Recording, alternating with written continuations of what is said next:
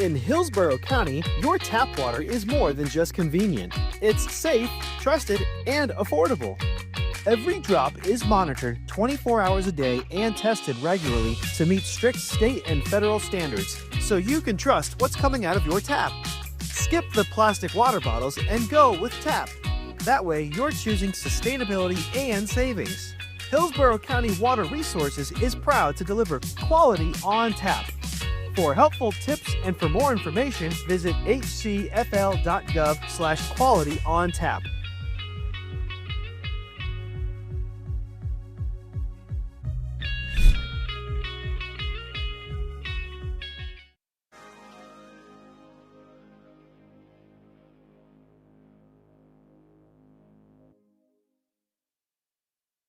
Getting where you need to go shouldn't be a struggle. That's why Hillsborough County offers Sunshine Line, a transportation service for residents who need a little extra help. If you have no mode of transportation, you may qualify for Sunshine Line's door-to-door service based on age, disability, or income. For those who live in the Hart service area, you may be eligible for an income-based bus pass program.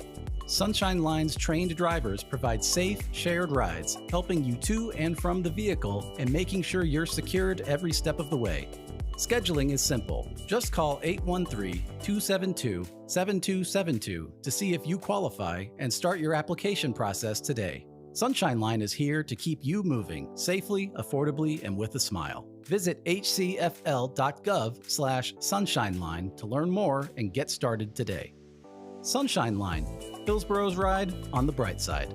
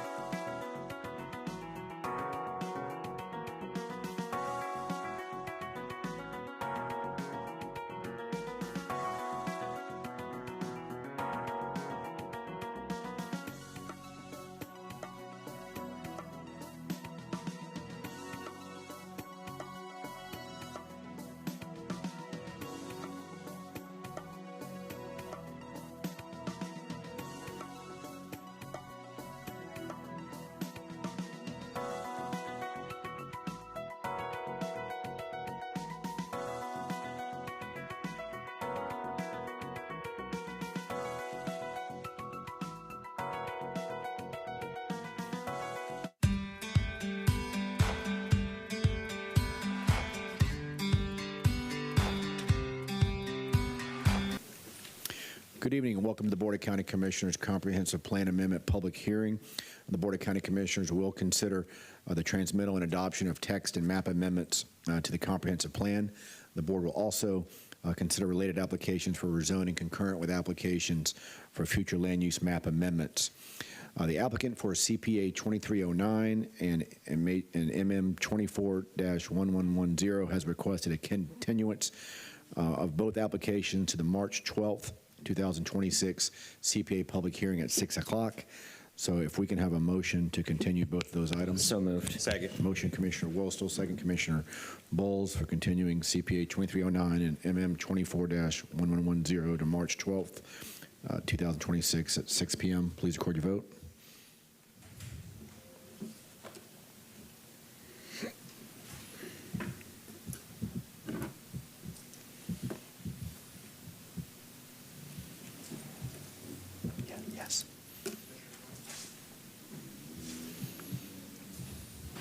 Motion carried 7-0. All right, and the applicant for CPA 25-22 has requested a continuance to the January 15, 2026 comprehensive plan public hearing at 6 p.m. If we can have a motion on that. Move to approve. Second. Motion, Commissioner Myers, second Commissioner Cohen. Please record your vote.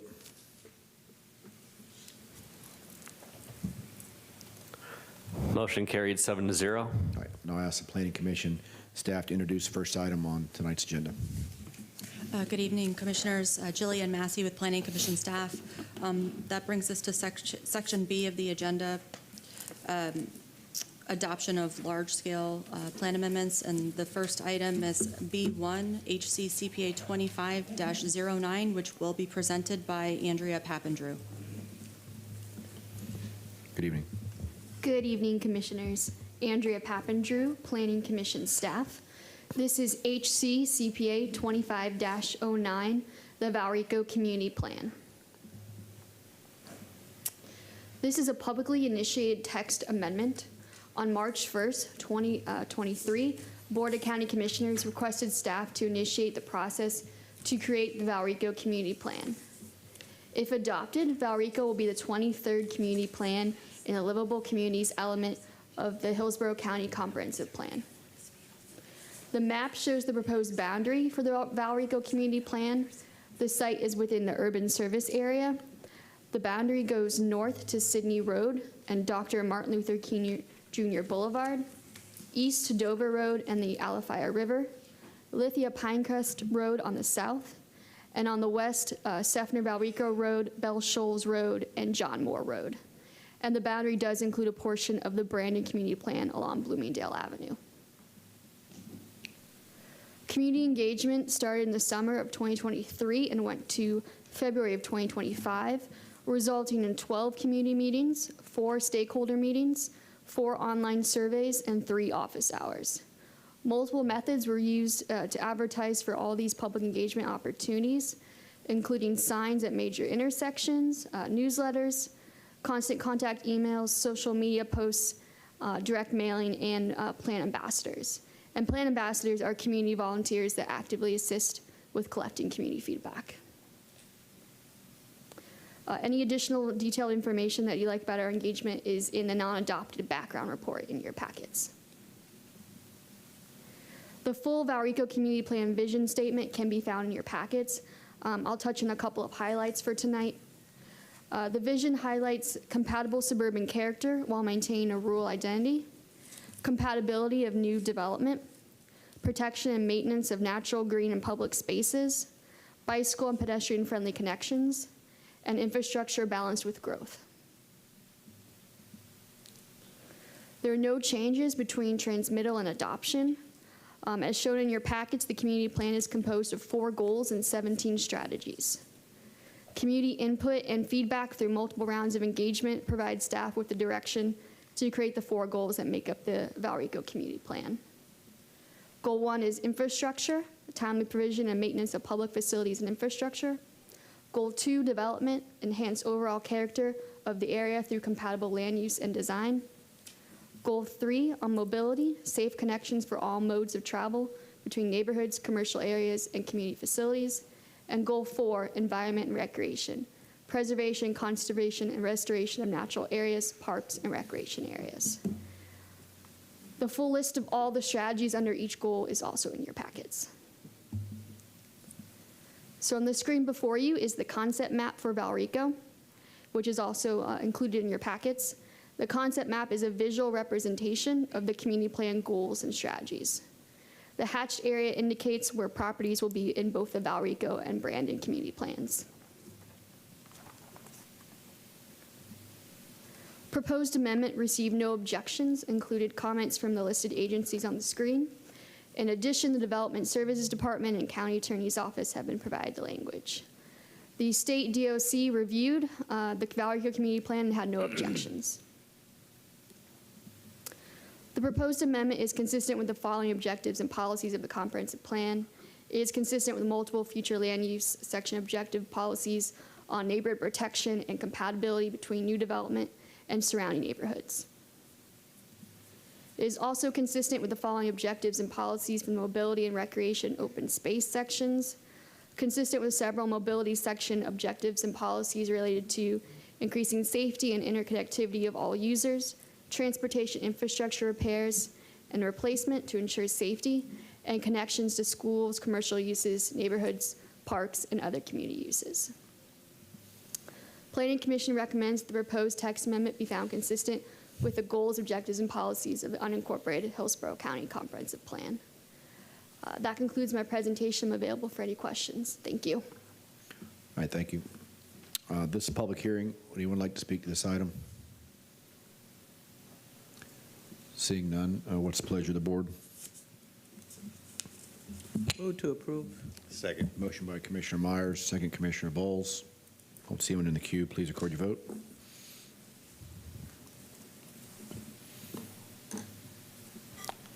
Motion carried 6-1. Commissioner Wolstall voted no.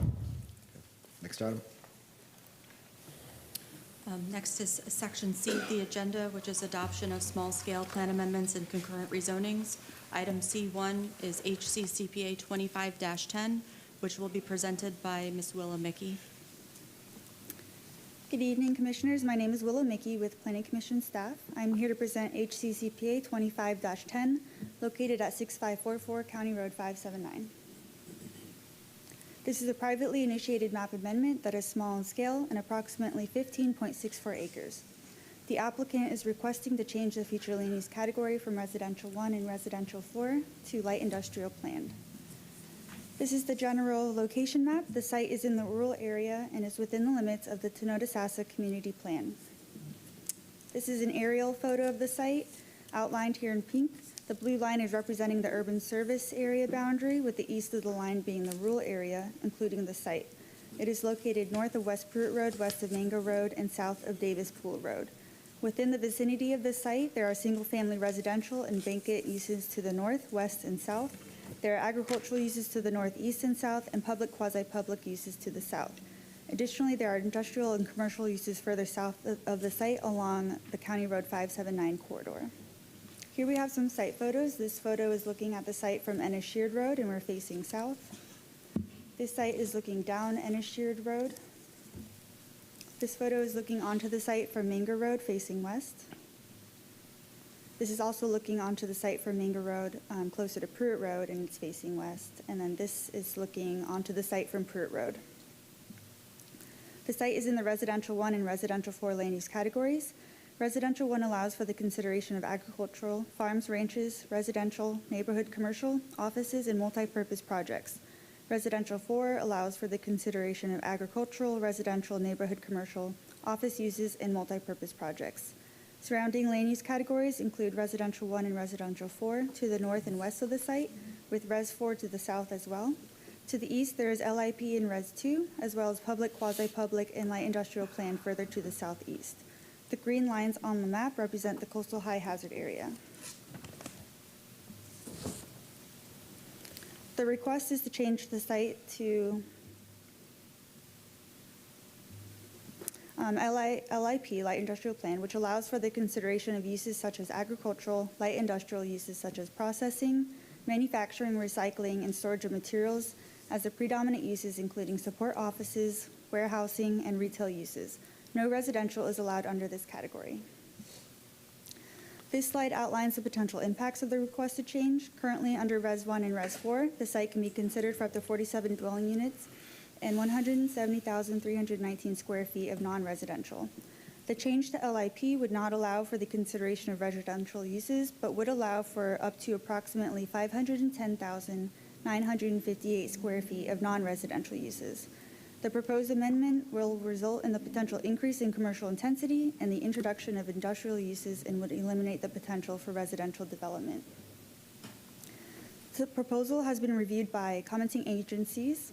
There were no objections. However, the Hillsborough County Community and Infrastructure Planning Department commented that the submitted traffic study was insufficient. They stated that the trip generation was not done appropriately and the sufficiency review comments were not addressed. The proposed request is inconsistent with the following objectives and policies of the comprehensive plan. Future Land Use Section Objective 1.2 and Policy 1.2.1 related to rural areas is intended to provide areas for long-term agricultural uses, large lot rural residential uses, and undeveloped natural areas.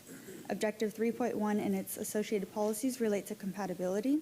The LIP future land use category is not compatible with the single-family residential uses to the northwest and south of the site.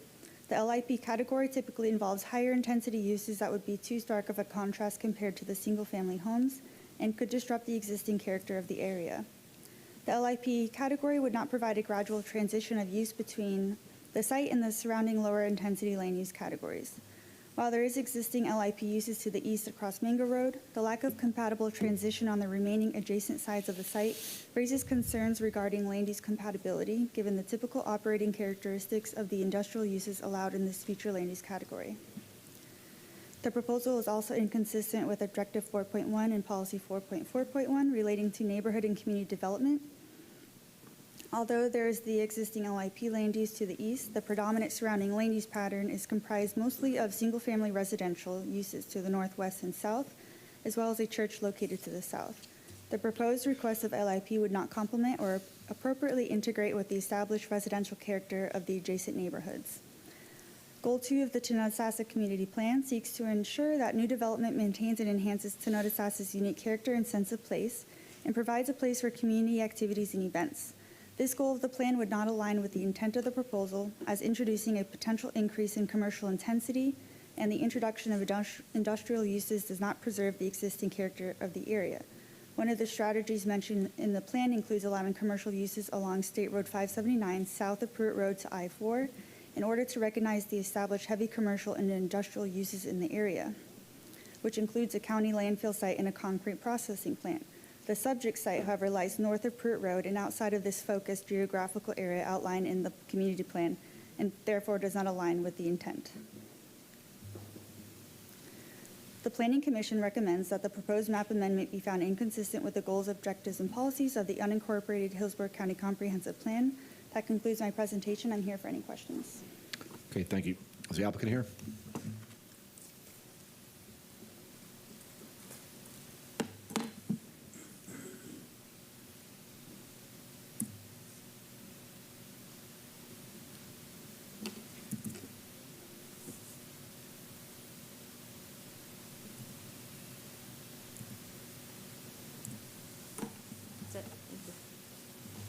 Good evening. Good evening, Commissioners. Gina Grimes with the law firm of Bradley, Arent, Bolt, and Cummings at 1001 Water Street, Tampa, Florida. And I'm here this evening representing Provident Partners Real Estate on this comp plan amendment. As you may know, the LIP, Light Industrial Plan category, requires a plan development rezoning in order to develop the site. Therefore, the PD is integral to the comp plan amendment. And I just want to explain up front that even though we're requesting approval of light industrial, the proposed uses in our companion PD are very limited. We're proposing approximately 190,000 square feet of light industrial comprised of either warehouse, wholesale distribution, or manufacturing, and potentially open storage only as accessory use. And I also want to mention that these use categories, wholesale trade, transportation and warehousing, and manufacturing, those are all Florida targeted industries. Those are businesses that the state of Florida wants to attract. So as you heard, the subject property is located north of I-4 in Seffner at the northwest corner of Mango Road and Pruitt Road. It's about 15.5 acres.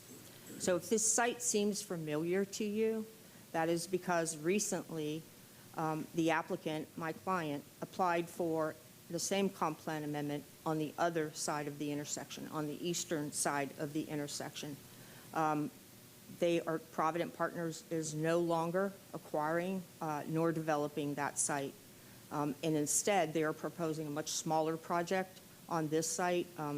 Again, it's about half the size. It's about 190,000 square feet. The other site was 550. We're not developing that.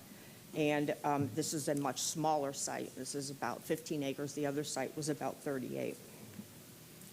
So what's interesting and what we found surprising about the Planning Commission Board's recommendation in this case is that On the eastern site, even though it was a larger project, they unanimously found that it was consistent with the comprehensive plan. Yet on the western site, the subject comp plan amendment, the Planning Commission board found that it was inconsistent. And they stated that the character of the area is changing and that a study is needed. And they also mentioned a concern about opening up the area too much with this comp plan amendment. We obviously disagree with that finding, and we will show that the character of the area has already changed. And then a study was conducted 3 years ago at the request of this board, a study of that corridor. And then also keep in mind, LIP requires a plan development to accompany it and to develop the site. So the requirement for the PD allows limitations and safeguards to be incorporated. So this map, addressing the character of the area, this map shows that the existing development has already changed the character of the surrounding area. And starting at the south, at the intersection with I-4, you have a very large RV dealership, that's Lazy Days. On the other side of that intersection is a large truck dealership. I believe it's Gator Ford. Down in that area, you have hotels, you have convenience stores, you have restaurants, and you have gas stations. A little further north, you have another RV park. And then Site 7 is actually a 25-acre concrete manufacturing plant, and Site 8 is another warehouse. It's a 300,000 square foot warehouse. Moving further north on 9, you have yard trash processing. Farther north, you have a citrus grove processing facility. You can see that borrow pit on 12. 11 is a truck yard. 13 is a utility transmission site. And then 14, which is at the end of Mango Road, you can see there's a very large truck terminal. So we believe all of these uses combined have already changed the character of this area. And then furthermore, the Planning Commission Board also said that they thought a study of this area would be important or helpful. However, the Mango Road corridor from I-4 north was already studied by the Planning Commission staff in 2022. It was done at the request of this board. And at that time, the staff recognized in this memo that the larger parcels along Mango Road corridor from I-4 north are already predominantly developed with non-residential uses and included already heavy industrial uses, and that was 3 years ago. There's also the presence of the Taylor Road landfill. As you might imagine, there's concern about potential well contamination, so as a result of that, the future of residential in that area is somewhat in question.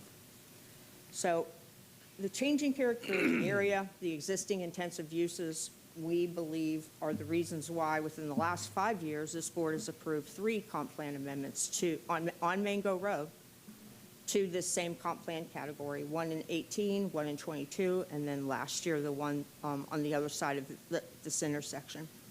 So why do we think that this location is appropriate for light industrial?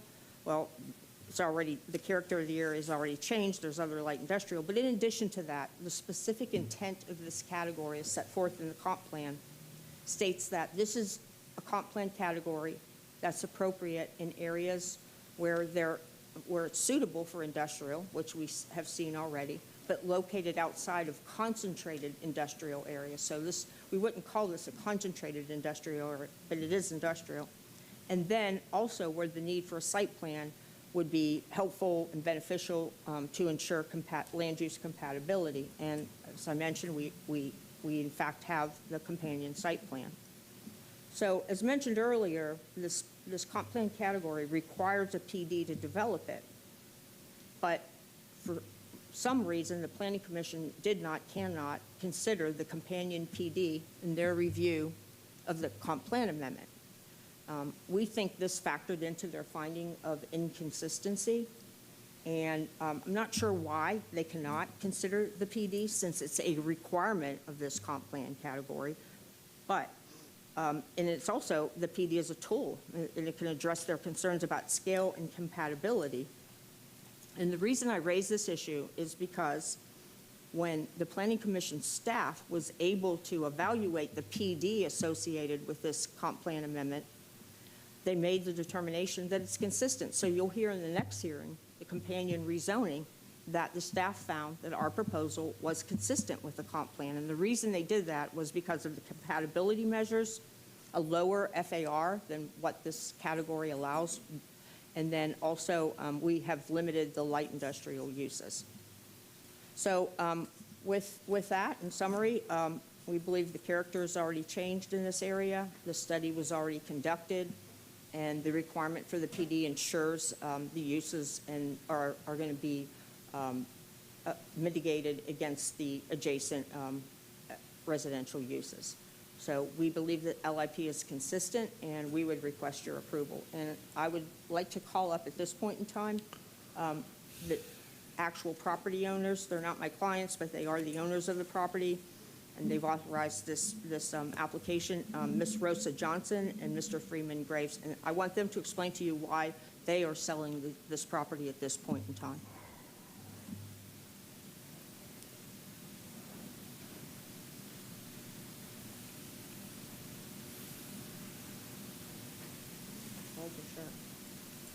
Steeler thing here. Good evening. Good afternoon. My name is Rosa Johnson.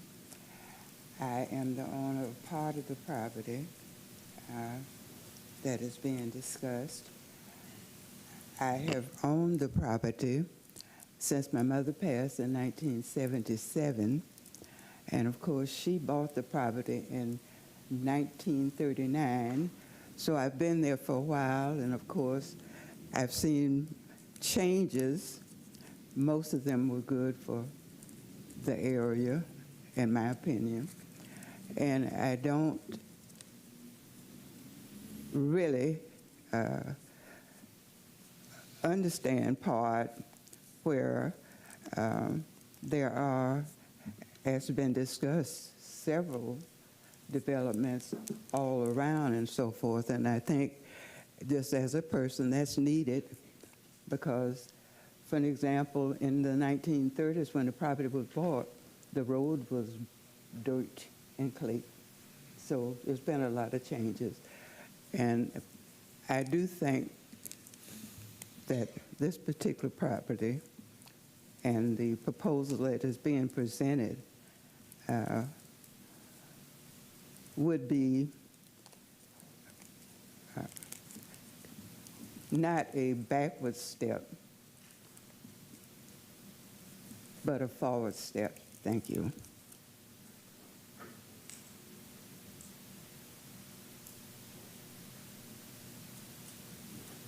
Good afternoon. My name is Freeman Graves. I reside at 2501 Pemberton Creek Drive, that's out in Seffner. We are also part of the owners of this application. My family has owned part of this property for over 80 years. And over the years, we've noticed the whole area has changed. At one time, it was predominantly agricultural and gradually shift over the years to industrial uses. And I'll be kind of redundant on some of the stuff that was presented earlier. We have, this is within a mile of the proposed application. Let's say we have Lazy Days, Flying J, Travel America, Bob Evans, 2 hotels, Hillsborough County trash drop-off location, a service station, a large Amazon warehouse, a large concrete processing plant, and 2 large mulch recycling plants in the location, and also a septic facility.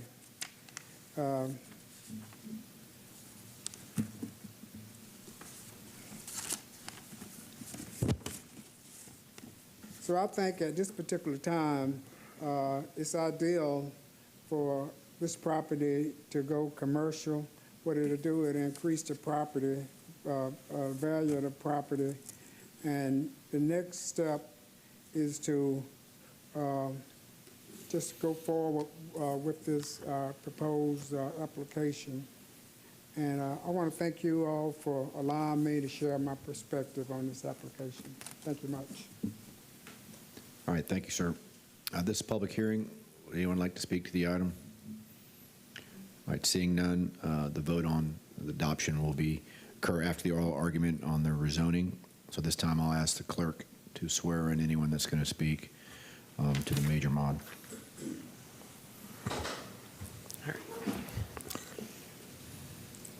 Do you swear or affirm that the testimony you're about to give will be the truth, the whole truth, and nothing but the truth? All right, thank you. Commissioners, the next item is related item, agenda item C2. This is rezoning PD 25-0703. This is for the parcel located in the northwest corner, as discussed at 579 Peruta Road. The request is to rezone the parcel from ARCN and RSC4 to a planned development. Planned development for 189,750 square feet of warehousing, manufacturing, wholesale distribution, and accessory open storage.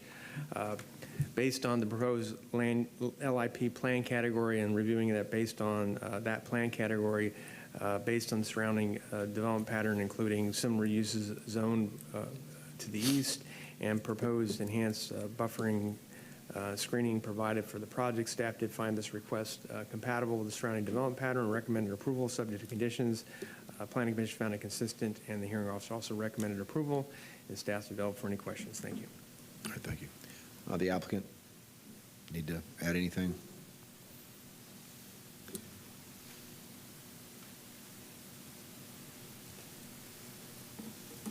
You're done with this one, right? Yeah, I'm done. Okay.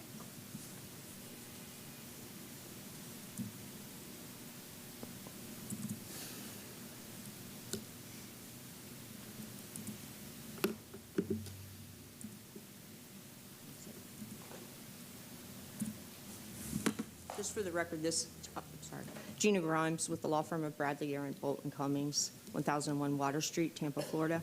And just for the record, this is the same PowerPoint that was presented to the zoning hearing master. This is a rezoning to, this is a rezoning request on behalf of Provident Partners Real Estate for a rezoning from ARRC4 and CN to PD. Again, 190,000 square feet of 3 limited light industrial uses. I'm very pleased to report that in this particular application that the county staff has recommended approval.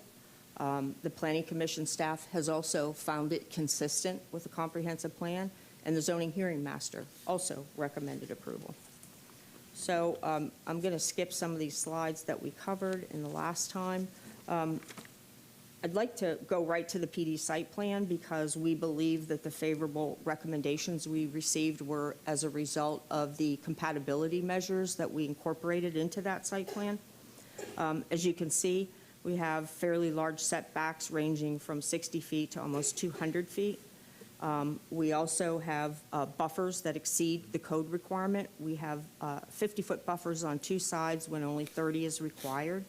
We have agreed to install in the buffer areas not just 1 row of 10-foot trees, but 2 rows of 10-foot trees on all sides except for the front. Same thing as far as the buffer wall is concerned. It's not required on all sides. We're going to put it on all sides except for the front. And then also I'd mention on the left-hand side of the site plan, or on the west, you can see there is a large retention pond, approximately 2-acre retention pond, and that pond also allows the site to be further buffered from the adjacent residential.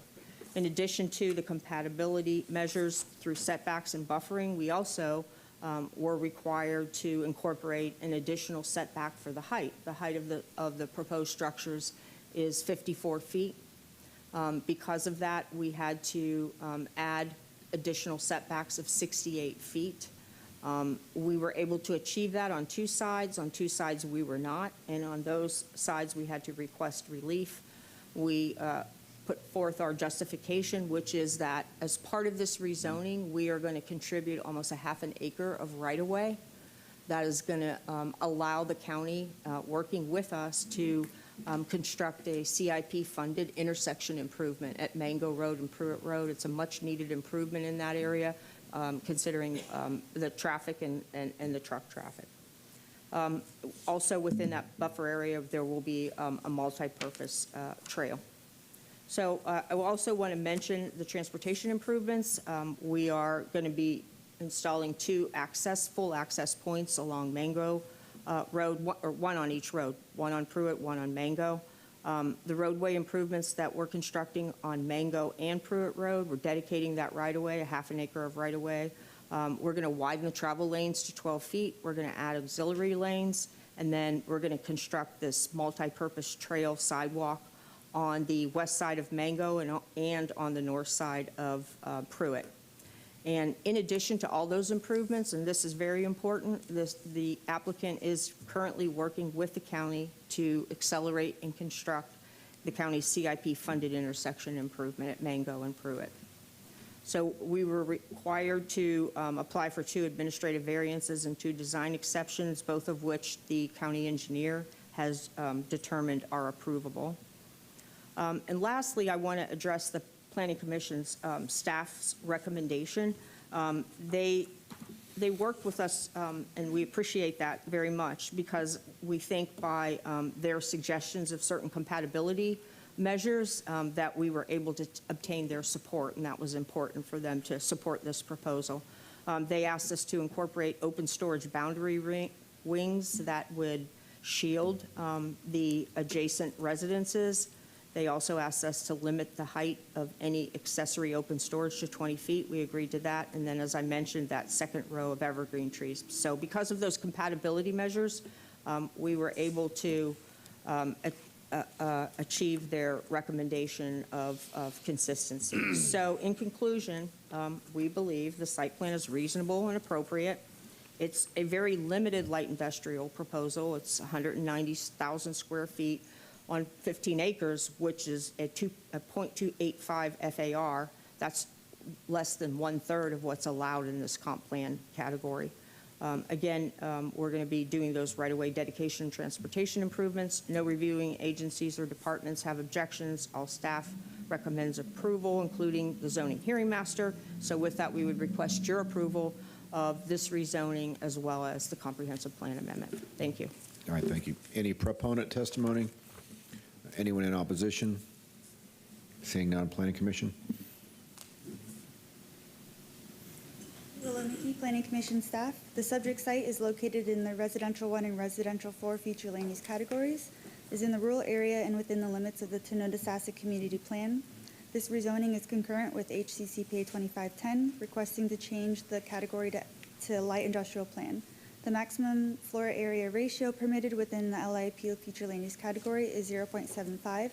Given that the site is 15.32 acres, the maximum allowable square feet that may be considered for this site would be 500,504 square feet. The collective total of the proposed square footage on the site is 189,750 square feet, which is well within the permitted development threshold for this property. The area is mainly characterized by agricultural uses and large lot single-family residential development to the northwest and south of the site. To address staff's concern of the compatibility of the proposed use next to residential, several mitigation measures were proposed.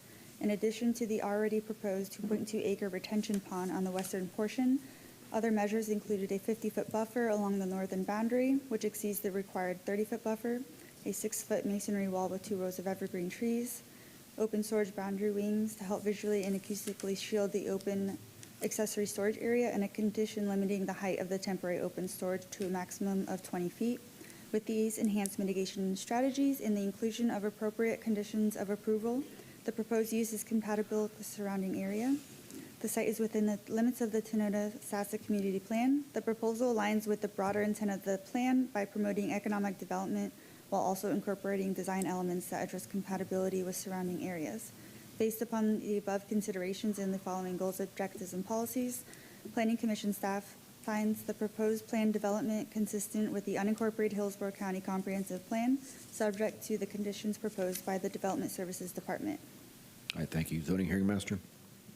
The zoning hearing master reviewed the applicant's request for a rezoning from AR, RSC4, and CN zoning districts to a planned development zoning district for the development of a maximum of 189,750 square feet of limited light industrial land uses.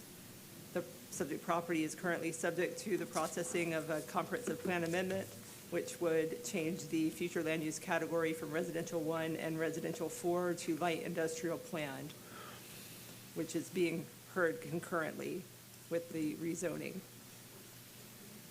A plan development variation is being requested to increase the maximum permitted fence height along the southern property boundary from 4 feet to 6 feet to ensure compatibility with the off-site residential land uses.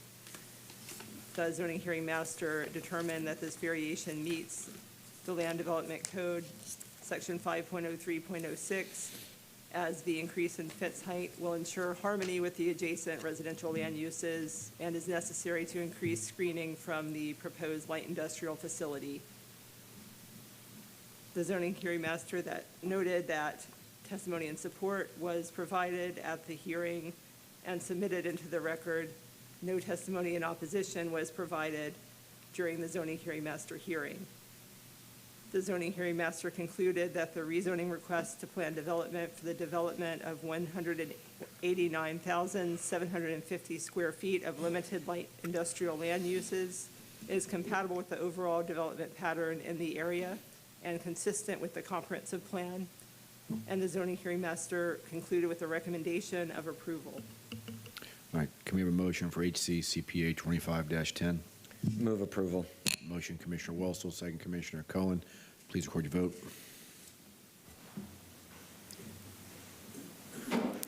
Motion carried 7-0. All right, can we have a motion for RZ 25-0703? So moved. Motion, Commissioner Welsel, second Commissioner Cohen. Please record your vote. Motion carried 7-0. Okay, at this time, we'll adjourn the Comprehensive Plan Amendment public hearing. And good evening and welcome to tonight's public hearings on proposed amendments to the county's Land Development Code. The board will vote on items A1 through A3 tonight, and the remainder of the items will come back to the board for a second public hearing at a later date. Our Development Services staff will introduce tonight's agenda.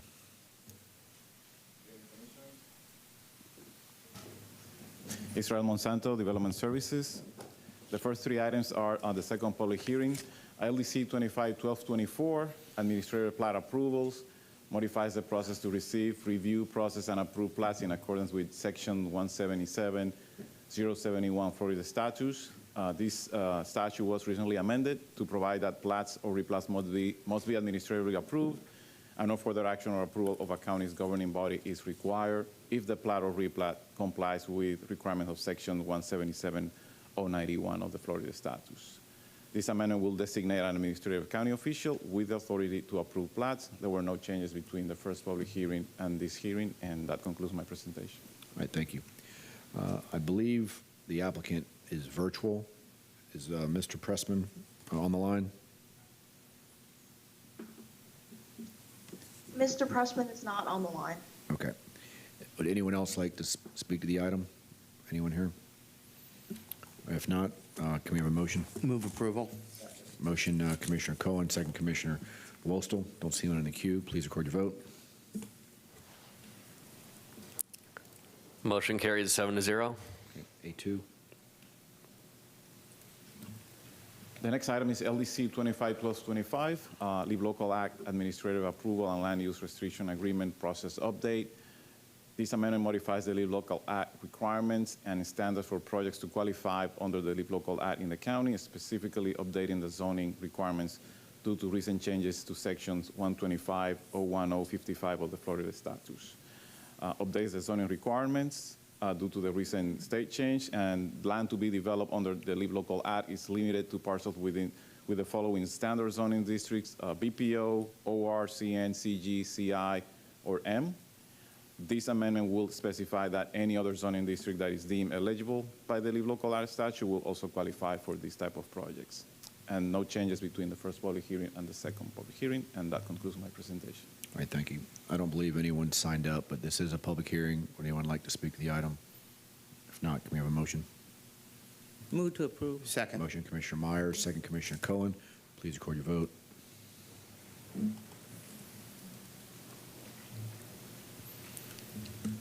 Yes. Yes? All right, Yes. I'll let the vote for you, Commissioner Myers. Yes to me, too. Motion carried 7-0. Okay, A3. The third item and last item for the second public hearing is LDC 251435, pickleball courts locational standards. These will add regulations to new pickleball courts in the county in order to mitigate noise impacts to nearby residential uses.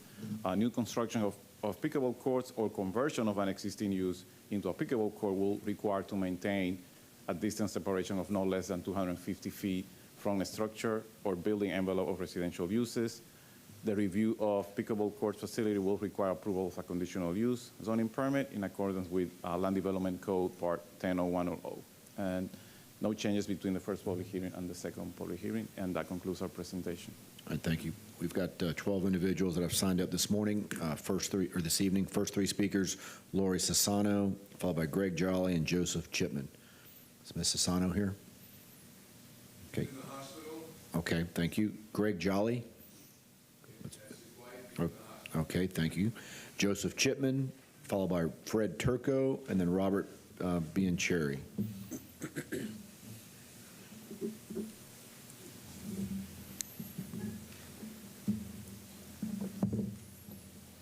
Good evening. Good evening. My name is Joe Chipman.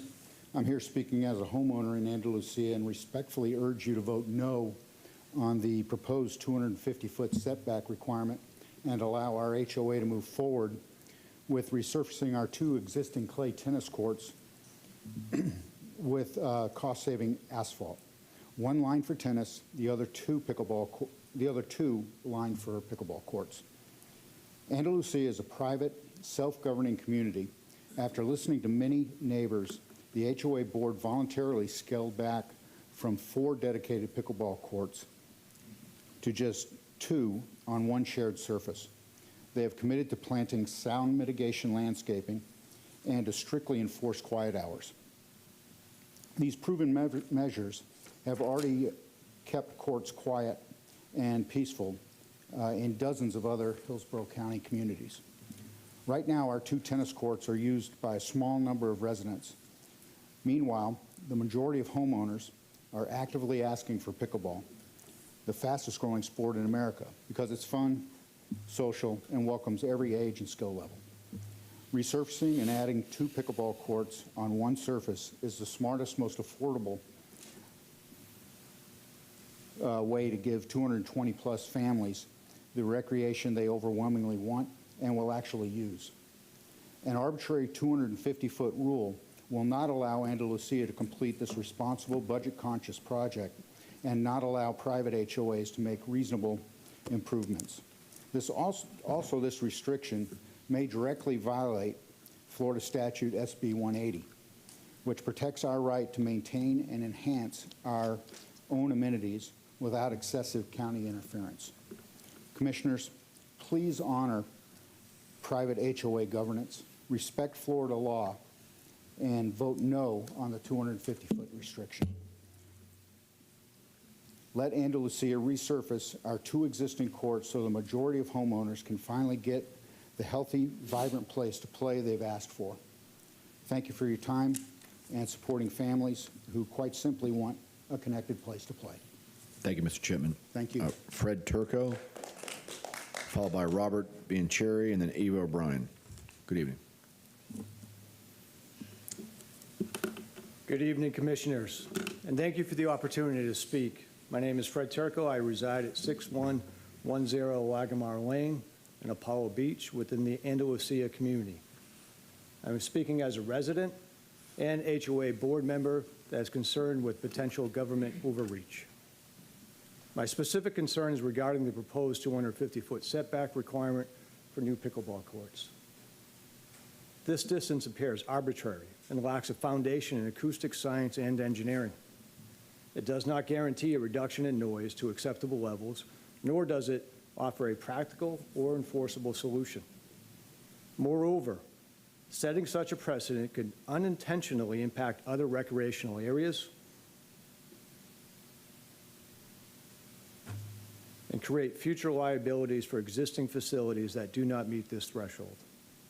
A more effective approach would be to establish measurable sound standards, such as maintaining levels below 60 decibels, provide developers with clear guidance on how to achieve those standards through engineering controls.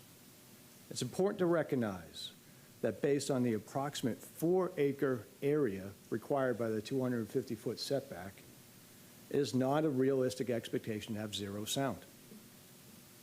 An outcome-based framework, one that could be monitored and verified, would empower communities like Andalusia to implement sound mitigation strategies tailored to their environment. This includes sound modeling, establishing a baseline, applying engineering and administrative controls, and finally conducting monitoring to ensure compliance with the standard. In conclusion, I know Andalusia's board is committed to doing work necessary to meet the needs of all HOA members.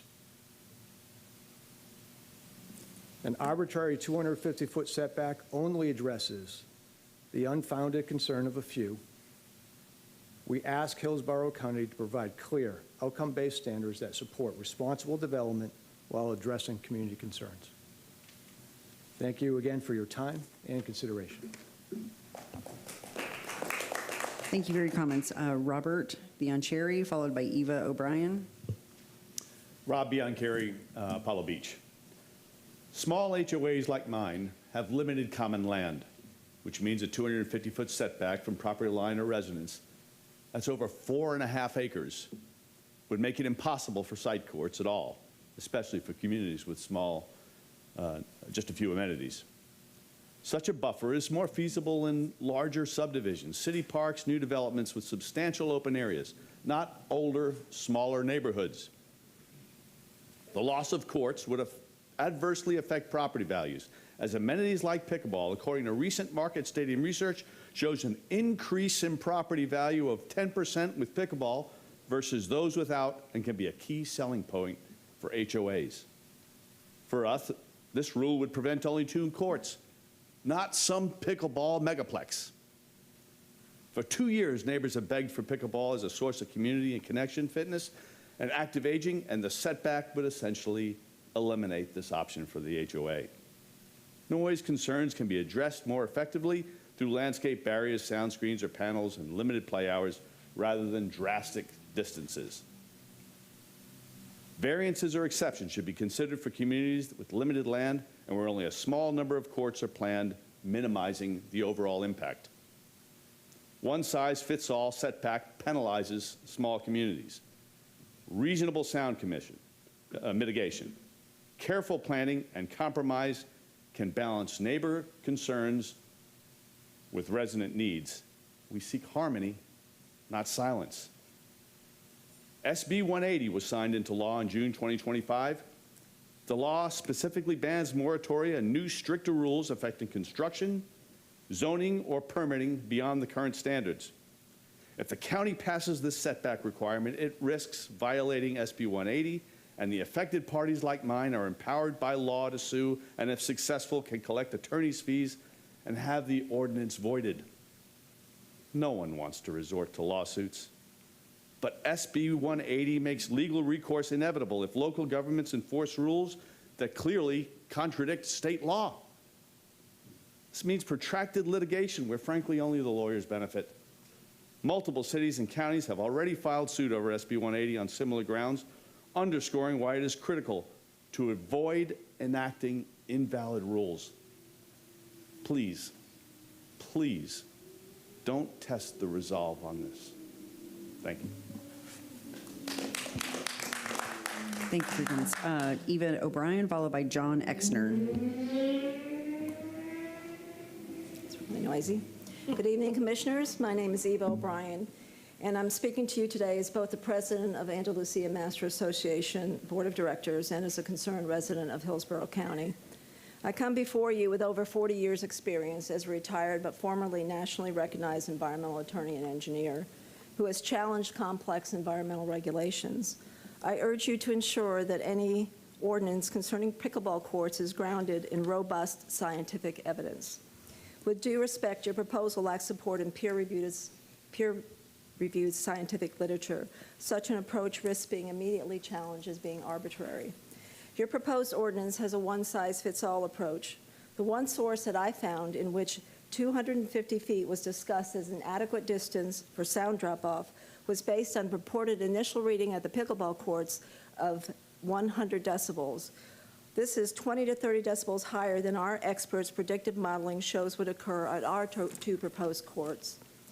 I hope that you understand that areas with many pickleball courts, 10 or 20, tend to have higher decibel readings compared to locations with only 1 or 2 courts. The primary reason for this is the increase in the cumulative effect of simultaneous games. When several courts are active at once, noises overlap and intensify. Facilities with just 1 or 2 courts produce lower overall sound levels, making them less likely to cause noise disturbances. We retained a licensed professional engineer with sound expertise to conduct predictive sound modeling for our association, which I attached in a letter that I sent to you. The results were that even before mitigation, the maximum sound levels expected to be heard at nearby homes would be 63 decibels, and that was only at 4 of the closest homes. This level can easily be mitigated with proper sound attenuation. What we had planned to do was to conduct in situ sound modeling once the court surface was converted, implement the attenuation methods, regulate the hours of play, and require the use of quieter equipment. These steps would ensure that residents were not unduly disturbed by pickleball play. I outlined in my letter to you an alternative to your ordinance that would have 3 key aspects. Require that pickleball courts meet the same noise standards that you impose on industry. 60 decibels maximum during the day and 55 at night for potentially affected residences. Include limits for the operation of outdoor courts, limits of hours of operation, and establish a permitting process that requires site-specific sound modeling from a registered professional engineer, ensuring compliance before approval, and then require pre- and post-construction sound modeling and testing. We think that this more fairly allows courts to be built in appropriate locations. I thank you for your attention, your service, and your commitment to the well-being of our community. Thank you, Mr. O'Brien. Next 3 speakers, John Exner, followed by Robert Davey, and then Michael Wazalewski. Good evening. Good evening, Commissioners. My name is John Exner, a concerned resident of Hillsborough County, a United States Air Force veteran, and the Vice President of the Andalusia Master Association, a premier residential community in Apollo Beach. I urge you to vote no on restricted pickleball within 250 feet. At the August 20, 2025 Commissioner meeting, a few Andalusia residents spoke against pickleball. One of these speakers, also a veteran, stated, "I don't want to sit in my living room and hear pong, pong, pong all day." Most would agree that any activity that generates a nuisance heard from within a home should be mitigated. You may want to consider this as a potential solution. If pickleball cannot be heard from inside a home within 250 feet, it is not a nuisance by any reasonable standard. Let's be realistic. No neighborhood can guarantee total outdoor silence. Our community already includes a playground and a basketball court currently within 250 feet of homes. Either of these generate equal or higher sound levels than properly mitigated pickleball play. If the county votes to restrict pickleball, will communities be required to remove basketball courts or playgrounds? In our case, both are less than 50 feet from the closest property. Currently, the county's Adaptive Sports Program partners with the James A. Haley Veterans Hospital and the Wounded Warrior Project to offer pickleball to veterans to promote independent health and independence. Many community members, both children and adults with mental or physical challenges, benefit significantly from accessible pickleball opportunities. We sincerely hope these are not affected by your vote today. I urge you to consider the following. Judge communities on measurable results. Allow technology and reasonable attenuation to mitigate noise, not prohibition. Consider as an alternative, if pickleball noise cannot be heard from inside the home, it should not be restricted. Finally, last week on 5 November, we conducted a test by having pickleball played on our existing tennis courts. as of today, not a single pong, pong, pong was reported by any resident within our community. Not a single one. Thank you for your time. Thank you, sir. Robert Davey. Is Robert Davey here? Yeah. Followed by Michael Wazalewski and then Santino Provenzano.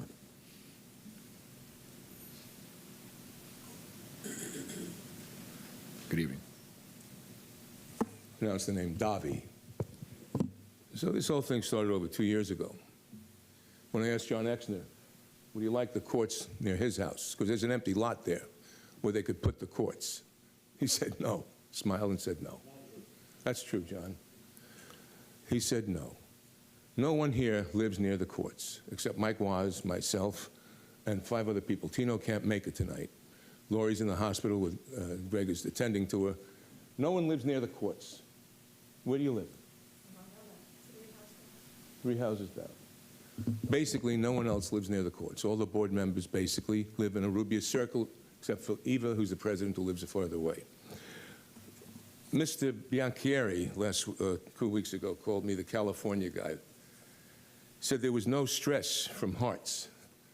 This is from a cardiologist, head cardiologist at Mount Sinai Hospital, saying that medical research established prolonged exposure to unwanted, it creates elevated risk for cardiovascular disease. I'm going to give this to you, but the stress of pong, pong, pong, or pop, pop, pop, whatever it is, stress-related can create disrupted sleep, anxiety, higher heart rate, pressure, long-term issues, even arrhythmia. We had a petition initially about a year ago. Jerry McCoy did the petition. We have 29 people signed it, telling them that we didn't want the pickleball and why. We gave studies from the Acoustical Society of America, a couple of big engineers, complaining that the pong or the pop or whatever you want to call it, a pickleball, is different than other noise areas. We have tried to communicate. People are afraid to come out because we have a strong board. I'm not saying they bully people, but I think they bully people. They're trying to bully this commissioner. Because what are the damages they'll receive? What are their damages? And there was misinformation about property values. Property values go down. Look up the real estate. If you're close proximity to the courts, your property values will go down. This has happened all along. We have clay courts that when I bought into the community 4 years ago, Mr. Bianchieri got there a year and a half ago. He was put on the board without a vote, as some of them were put on the board without a vote. So we have what they have, a runaway board. We have a group of people that are acting like a clique to get what they want and not to care about the other constituents that are saying, we don't want the pickleball. And I think that's wrong. And the only hope we have is to you commissioners right now, besides a lawsuit that we're in, and we know that SB 180 is far-reaching in a lot of different ways. But the facts of it are that pickleball creates noise, it creates problems, it creates bad home values. Appreciate the comments. Michael Wazalewski, followed by Santino Provenzano, and then Tim Fitzpatrick. Good evening, sir. Thank you. Well, it's really nice to see our nonprofit HOA board members all here in force, representing all the homeowners equally. Disgusting. Well, anyway, good evening, commissioners. Appreciate being here. My name is Mike Wazalewski, a resident of Andalusia community, and I live within 100 feet of their proposed pickleball courts, what my neighbors and I and others call ground zero being a term used in combat. It's right where the action takes place. This is not an absurd or abstract policy debate. It is about our daily peace, our homes, and quality of life. Contrary to our HOA board statement, pickleball does not sound like normal conversation. It produces a sharp, repetitive pop that penetrates windows and walls. 62 decibels of conversation is not the same as 62 decibels of impact noise repeated 100 times per hour in a pickleball game. I must also address the dismissal of veterans' concerns that live nearby.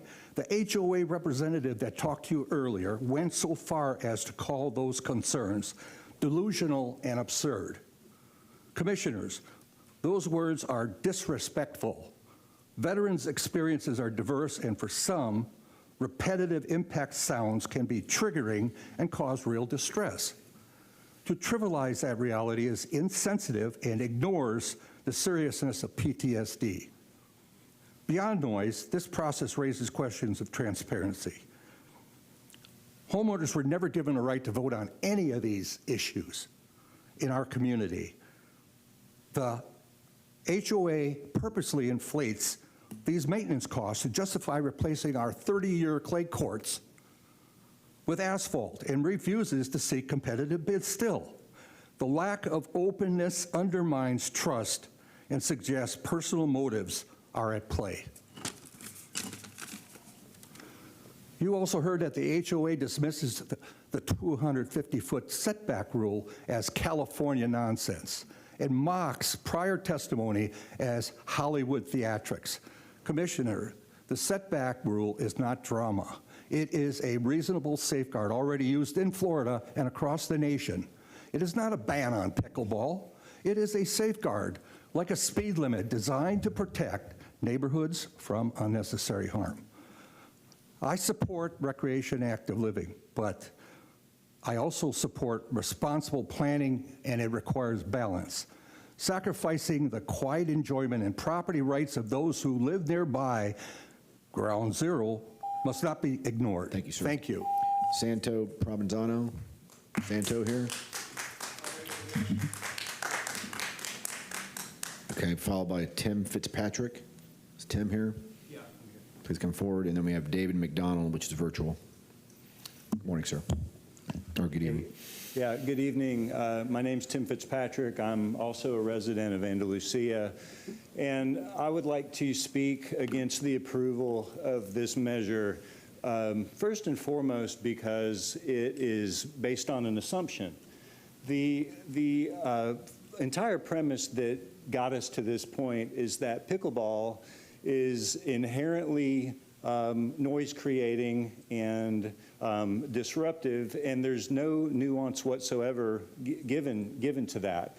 So in this measure, you could have a large residential development in Hillsborough County that has, 1,000 pickleball players in 20 or 30 courts, and it's treated exactly the same as a small residential community with one pickleball court.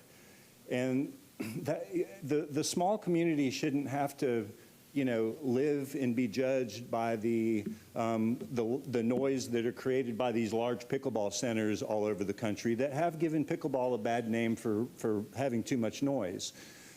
So as leaders, we expect there to be a due diligence and a scientific approach, and something other than just anecdotal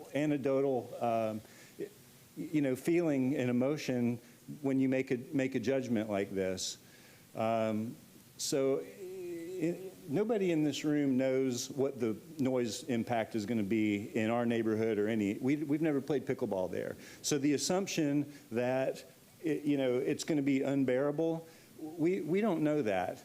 The people that are for it don't know, the people that are against it don't know, and the commissioners, with all due respect, don't know. So a better approach than just carte blanche saying no pickleball within 250 feet would be to give us a chance and the freedom to implement it. Let's put in a court and let's try it.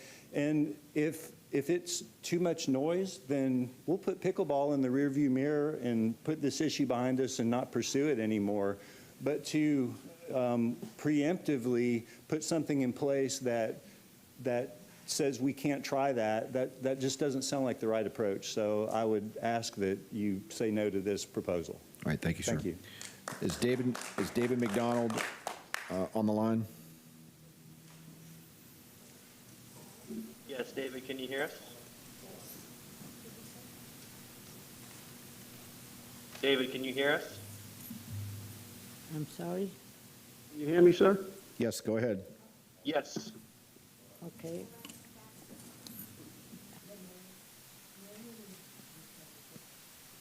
Go ahead, David. My name is... Ma'am, I didn't call you to speak. David, are you on the line? If Can so, you hear go me, ahead. sir? Yes, can you hear me? Yes, sir. Yes. Okay, great, thank you. My name is David McDonald.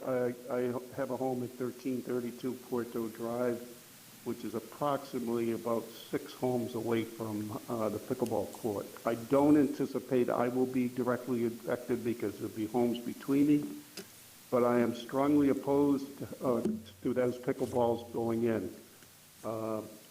Wonderful neighbors live within a short distance of those courts, including Mike, who spoke, who was within 100 feet of it.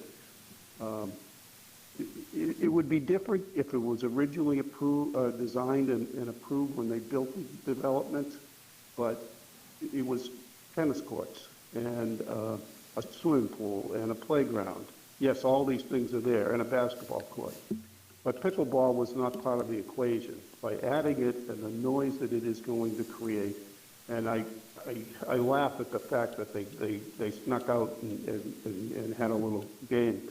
They had a game on clay courts that you do not hear the pouncing, the bounce that the hard wiffle ball makes. I've heard pickleball. It is extremely irritating to tennis players who are playing close to it or somebody who lives close to that. On the other side of it as well, too, within a 5-minute ride, there is a private club, Powell Beach Racket, that has pickleball that they can play at. And there's also, within a 5-minute ride at the county, there is public courts that they could play at. To me, this is pure selfishness. A few board members who are avid pickleball players want to put their pleasure in front of quality neighbors that are going to have to live with that sound, when they certainly, those same members, would not want that next to them as well either. Thank you. All right, thank you, sir. Ma'am, did you want to speak? You didn't sign up, but I'm going to allow you to speak. Please come forward.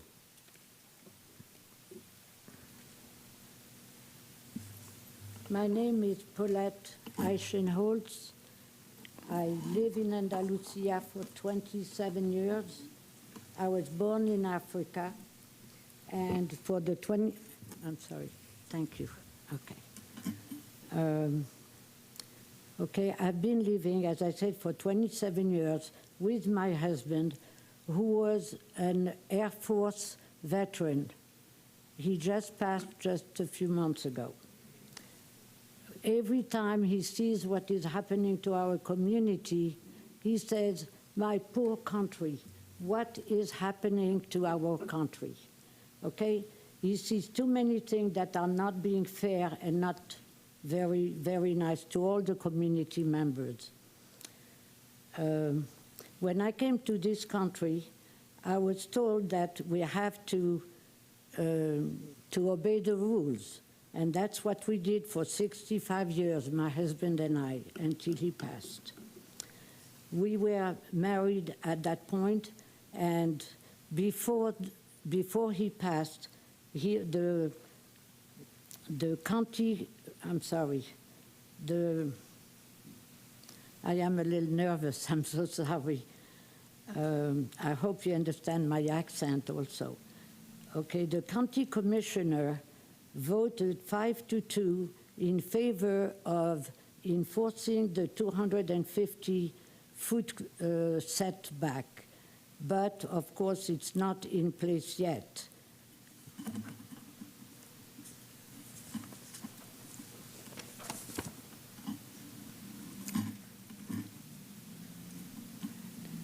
And we know that when you do go to get the new rule, it's going to take a few months, maybe even a few years.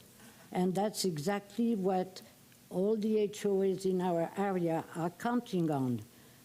They just want to wait, and until then, by then, of course, if we wait that long to get the rule set up, they will definitely be already building their court.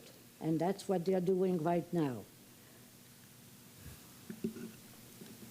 Okay, about 3 years ago, this whole thing with the pickleball came to the board, and one of the members, John Lexner, is the one who brought it up at one of the board meetings.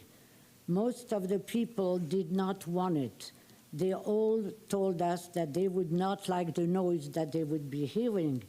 But we were intimidated by Eva, who is the president of the HOA at this time.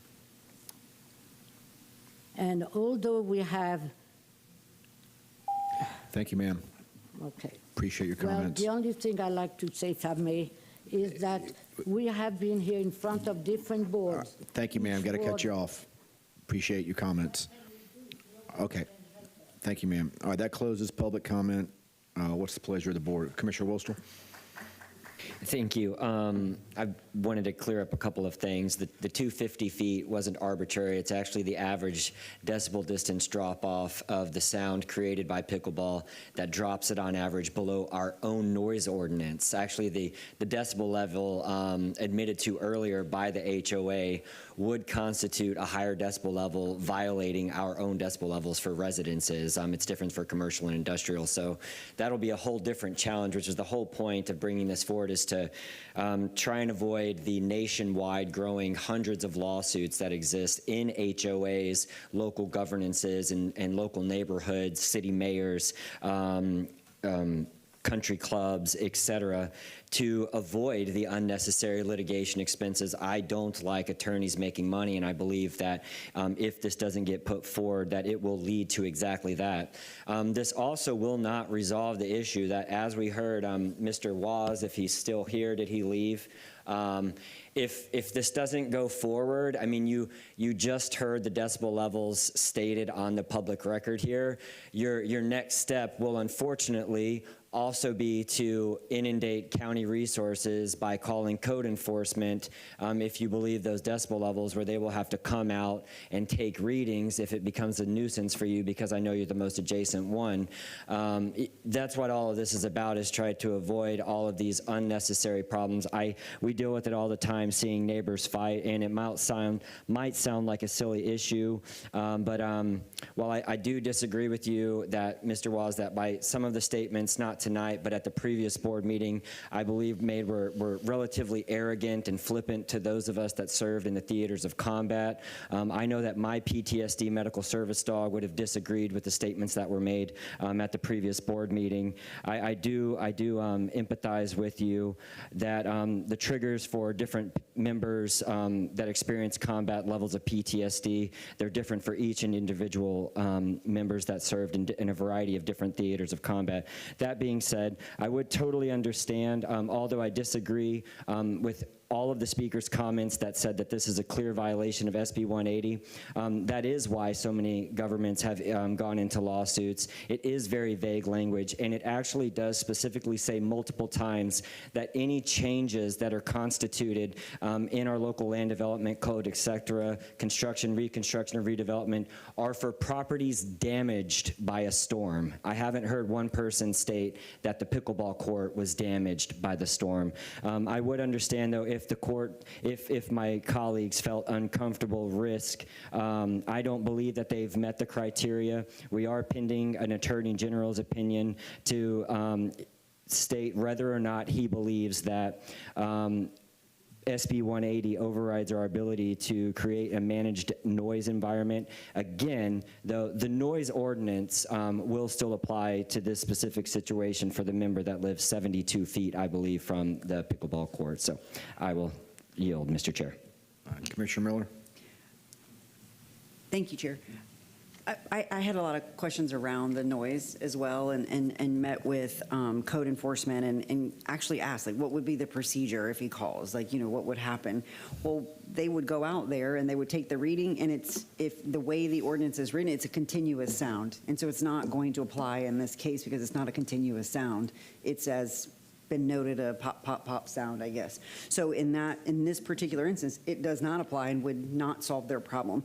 But the main reason I got into the queue was I would like legal to sort of have a conversation with us on the pros and cons, because we're getting misinformation. And I know from my briefing, I was leaning a certain way based on the information that I was giving. So will you please clarify sort of what the risks would be for a yes vote and a no vote for the county, as you said? Thank you. Commissioner, the impediment here is not anything that's routine for the county. This sort of regulation that's being requested could normally be done very easily through the Land Development Code. The complicating factor is Senate Bill 180. Senate Bill 180 is a very, especially Section 28 of Senate Bill 180, which is the very last section in the law, states that local governments cannot adopt or cannot propose or adopt more restrictive or burdensome comp plan amendments, land development regulations, more restrictive or burdensome procedures regarding permit approval. And that language is retroactive to August 1st of last year, and it runs through October 1st of 27. Some legislators have stated they understand the concerns. As you know, there are 2 lawsuits that were filed, class action suits that were filed since the board addressed this in September. Those are still pending. Legislators have advised that it needs to be revised in the next session, which begins in a few months. In the meantime, what we have is something that preempts us from taking certain actions. And the other thing that Senate Bill 180 does is it grants standing to any resident or business owner in the county to challenge any action of a local government that they believe violates Senate Bill 180, and it allows them to get attorney's fees if they prevail. There's a provision in there that states that if within 14 days of written notice of a proposed regulation being potentially in violation, that attorney fees wouldn't be awarded if the local government changes course. I know that there were some materials that were submitted in the records. There was a letter from the Master Association that raises that issue in its context. So that really is the issue here. It's not the board's ability to generally regulate this topic. It more has to do with Senate Bill 180. Okay. With that information,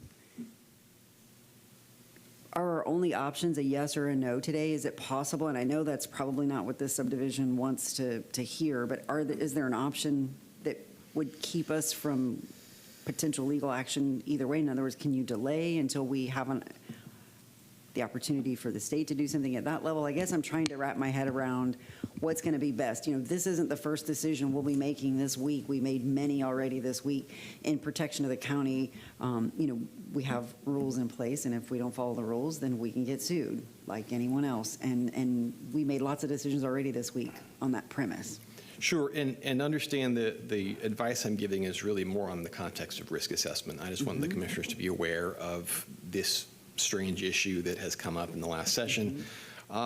Typically, the board can simply continue a land development commitment to a subsequent round, say next year.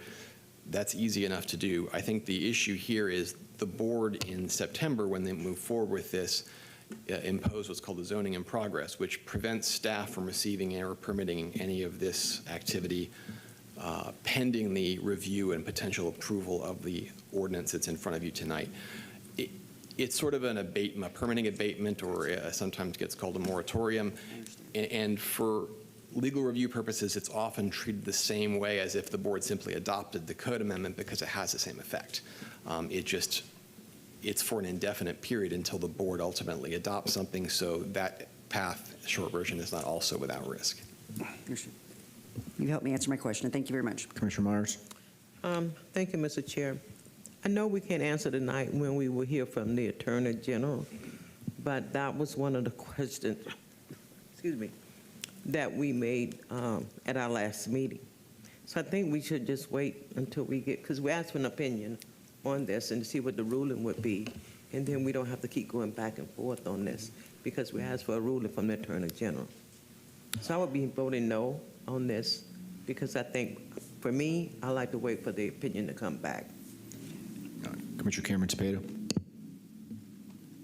Yes, I really don't believe it's more restrictive. I believe it has to do with the well-being and the mental health of the people, so I don't believe it would be considered to be more restrictive for that reason. So that's my opinion, and I would personally support this. So. Commissioner Miller. I was just confused by the last part of your response there, but a no, a yes, a yes on, okay, never mind, I'm good. I just got confused by it. I've got a question. Cameron, what do you think are the chances that the AG will opine on this? I understand that I couldn't say with any degree of certainty. First of all, the AG is not required to respond. Under state law, an opinion like this, they may respond, but he's not required to. Their office isn't required to. I do wonder if there aren't some complicating factors. You have pending litigation where essentially 5 state officials have been sued in 2 class action suits regarding Senate Bill 180, and you have legislators who are advising that they intend to seek revisions to it. I'm not sure if that would negatively impact the idea of him opining on something that may be in flux, but the answer is I don't know. I couldn't say with any degree of confidence whether he would or wouldn't. Okay. Personally, I know I wouldn't want to live near a pickleball court, and I would normally, I think, be supportive of taking action, and I am. However, there are just so many unknowns. I mean, from the pending litigation, clearly they're going to amend Senate Bill 180. We have, it appears from the attorneys, significant risk moving forward, particularly with the attorney fees if a citizen, prevails. So I got to tell you, I'm uncomfortable moving forward today, although I would certainly be in favor when the stars align of doing something to strengthen or provide additional protection. But there's just so many unknowns right now. Commissioner Cohen. I hear what everyone is saying, and I think that there was a nuance in the way Cameron explained the legal situation about the standing rule, which means that I think it would be very likely that there would be litigation from a yes that would almost immediately cause us to have to react. I completely agree with you, Commissioner Hagan. I really have tried to put myself in the position of these residents, and if it were right next to my house, I would really be very concerned about it and upset. On the other hand, I think that we really are justified, given the level of uncertainty between the legislature's clear intent to modify the law, between the fact that we've asked for an Attorney General opinion, between the fact that there is litigation pending out there. I don't see why we can't continue this and see what actually happens in those areas over the next couple of months and bring it up again as soon as the legislative session is concluded. So I'd make a motion to do that. Well, if I may, if I understood him correctly, though, a continuance allows them to move forward. And that's what I was just discussing with Cameron, that I think there's still significant risk by continuing. Did I understand you correctly? So continuing with the zoning in progress still in place, because essentially that's going to prevent staff from receiving anything going forward, which has the same result as if the board simply approved this tonight. The outcome would be the same. It's just that the date of adoption would change if the board ultimately adopted in May. Typically, with an LDC amendment, the board can simply continue an item to a future round, but that's because the board typically doesn't invoke the pending ordinance doctrine. But zoning in progress, couldn't that last for another couple of months, pending the outcome? I think, potentially, I think that remember the 14-day period potentially has already run, depending on how a court reviewed that. We also don't know when the resolution will be. The AG may not respond. The legislature may not change Senate Bill 180 in a way that addresses this issue. There are intangibles that we couldn't identify with any certainty. But the effect of a continuance and a lifting of the zoning in progress and a no is the same thing, correct? Essentially, In yes. this situation? Yes, except that it would just appear in your next round of amendments next year, but essentially without a way to pause applications at the present time. I see. So if we're not inclined to move forward tonight, your recommendation would be just for denial? There's no extra benefit, I would say, of continuing it. The board can always re-raise the issue as a future LDC amendment round. But if the board wants to dispose of it, then that would, I would think, be the way to do it. Okay. Commissioner Myers? All right. All right, so we need to have a motion. I'll move to deny. Motion, Commissioner Cohen. Do I have a second? Second. Second, Commissioner Myers. Don't see anyone else in the queue. Please record your vote. Yep.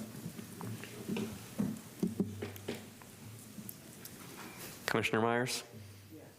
Yes.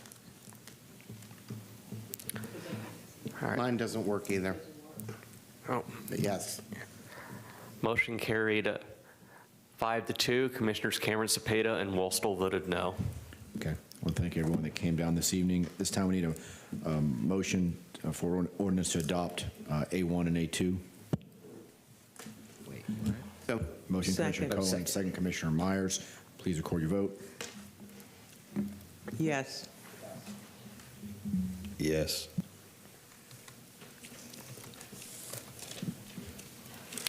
Motion carried 7-0. Okay. Staff will introduce the next item. Chair Monsanto Development Services. The next two items are part of the first public hearing, LDC 251126, updates to the wellhead and surface water resource protection area. The second public hearing for this one will be on January 15, 2026. This is concurrent with the Comprehensive Plan Amendment 2516.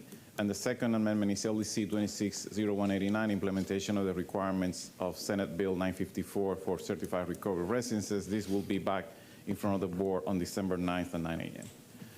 LDC 251226, updates to the wellhead and surface water resource protection area, consolidates the regulations for the map, updates submitted under CPA 2516, provides clarity and updates the review frequency to align with the Tampa Bay Waters Master Plan updates, consolidates regulations of the removal of the WRPA Zone 1, improve the current Land Development Code text part 305 to provide clarity, update the review frequencies, the removal of the WRPA Zone 1's areas delineated on the map, since there has been no new public potable water supply wells constructed on this Zone 1 since its adoption, which is 21 years ago, nor are there any future plans to do so. The amendment will also provide flexibility for the county to review and provide map updates between review cycles to propose a WRPA or SWRPA designation for future or additional sources of drinking water when discovered. This concludes my presentation, and staff is here present to answer any questions. All right, thank you. This is a public hearing. Would anyone like to speak to this item? Seeing none, there's no board action this evening. Next item.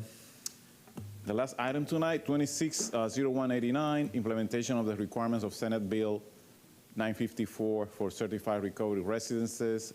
This amendment will provide a procedural requirements for reasonable accommodation requests for certified recovery residences that are necessary to implement Chapter 2025-182. The state legislation requires that the county adopt an ordinance that establishes procedure for the review and approval of certified recovery residences within its jurisdiction, including a procedure for consideration of requests for reasonable accommodation from our Land Development Code regulation that would prohibit this establishment of a certified recovery residence. A reasonable accommodation is a waiver to a requirement or policy that allows disabled persons to use a residential dwelling. Part 202 of the Land Development Code will add a new section, 20207, procedure for the review and approval of certified recovery residences, to specify the requirements and review procedures. And this code amendment has to be in place by January 1st next year per state statute. And that concludes my presentation.